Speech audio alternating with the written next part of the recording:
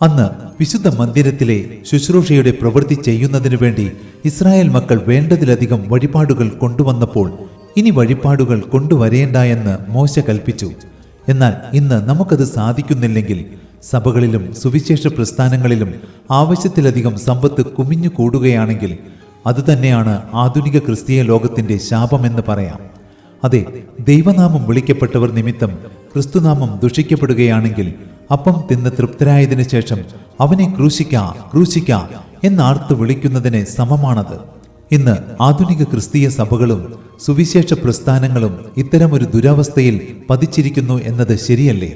എന്നാൽ ജീവിതത്തിൽ നമ്മൾ ഇത്തരമൊരു സ്ഥിതിയിലാണെങ്കിൽ, സമ്പാദിക്കുന്നതിനു വേണ്ടി മാത്രമാണ് നമ്മൾ ജീവിക്കുന്നതെങ്കിൽ, പൗലോസിനെ പോലെ ഇപ്പോൾ എനിക്ക് വേണ്ടുന്നതെല്ലാമുണ്ട്, സമൃദ്ധിയായുമിരിക്കുന്നു എന്ന മനോഭാവത്തോടെ ജീവിക്കാൻ സാധിക്കുന്നതിനു വേണ്ടിയാകട്ടെ ഇനിയുള്ള നമ്മുടെ പ്രാർത്ഥനകൾ.